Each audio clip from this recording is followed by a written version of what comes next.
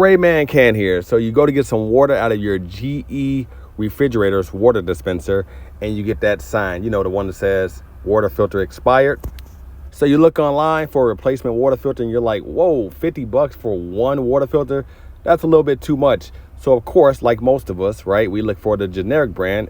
After overall, I mean, it's just a water filter, and you're like, I'm gonna give that one a shot. So you open up the door, take the old water filter out, put the generic one in, try to dispense water, and it does not work. Well, there's a reason why, and there's a hack that allows you to, and that's what I'm going to show you. Look at that. Can't get any water to come out. Error, water filter. Let's fix this. So the GE water filter contains a RFID chip built into the wrapper, right? The generic brands do not have one. So what we're going to do is show you how to take this wrapper off of the GE water filter and how to use it over and over and over again on your generic water filters. So this method is pretty simple, and overall it takes about 20 minutes in my opinion. You're going to need an actual GE water filter, and you're going to need a blow dryer and probably a pair of gloves so you don't burn your hand. And all we're simply doing is heating up the wrapper, starting with the edge with the blow dryer and peeling it back slowly and easily. And we're trying our best not to rip it. This actually isn't that hard, but just patience is the key here. So apply heat and peel a little bit at a time. So as you can see right here, this is my first time peeling it. I've applied a little bit of heat and I'm peeling it back probably about half an inch. And then after I do that, I'm gonna start to heat it up a little bit more again.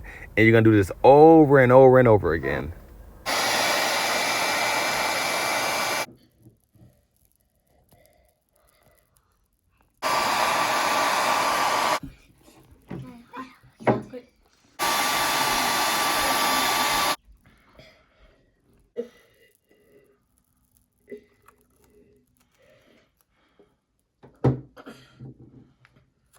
All right, so we finally got it off, and you can see right through the wrapper when I hold up to the light, the RFID chip in there, that little circle piece in there with the long rectangle towards the bottom.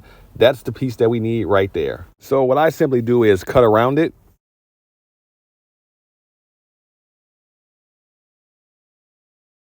So once we have it cut out, and we made sure we did not cut the RFID chip out itself, because that would be bad. The whole thing wouldn't work if we did that.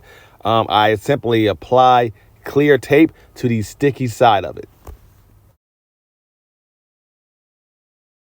And then from there, we cut the excess tape off around the sides, while being careful not to cut the RFID chip itself. All right, now that we have this thing all cut out and it's completely protected with plastic, this is what I consider somewhat the tricky part. It's really not that tricky at all. You get used to it, but this is how I do it. Some people attach this piece to the actual new filter itself, the generic filter. I don't do that. I just simply place it in the door, put the new water filter in, and close it. That way I can just reuse this over and over again, and I don't have to worry about, you know, taking it off of the generic filter. I mean, it's not a big deal whichever way you do it, because you can just put a piece of what do you call it, the wrapping paper tape? I forget what that tape is called, Scotch tape. Just one little piece of that, and that's not going to cause anything to stick permanently. So it'll be easy to get it off if you use that type of tape. But I do it this way. I just simply put the water filter in, align this thing up the way you just saw me do it in this video right here, and I close it, and it works perfectly fine. And then when it comes time to put the new filter in, I do the same thing over and over and over again. And again, the key is to make sure that the RFID chip aligns up in the right spot. On this particular type of GE refrigerator, which is a cafe brand, it aligns. You see the circle spot, it always goes right there. By the way, if you have any trouble getting it to work the first time around, don't worry, just fiddle around with it a little bit. Eventually you'll get it in the right spot. The only time you will have a problem getting it to work is if you actually cut into the chip itself.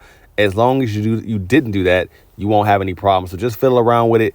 In fact, the first time I did this, it took me probably about 3 to 4 times to position it to get it in the right spot so that it worked correctly. Also, a quick tip before you close it up, because with this new filter, it's still going to say that it needs to be changed when you dispense water. It will dispense water now, but it's going to say that the filter is outdated or whatever. So write the date that you installed this generic filter on there so you can know when to change it. These things are usually good from anywhere between 4 to 6 months, so keep that in mind. And there you have it. You have your water filter replaced with this quick hack. I hope you guys enjoyed this video. And as you can see, by the way, yeah, it still says water filter expired every time you go to dispense water. But I mean, who really cares? I mean, we're saving a lot of money doing it this way. And also, if it really bothers you, just put like a sticker over it or something like that. I mean, especially if you have kids in the house, you can say your kid did that.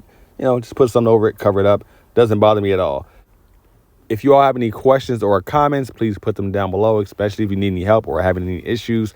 For a link to some of these generic filters, plus the GE water filter itself, I will put that down below. You can find that at my Amazon store. If you know anyone that could use this advice, please share this video with them. Like and subscribe. Take care. I will see you all in the next video. Thanks for watching.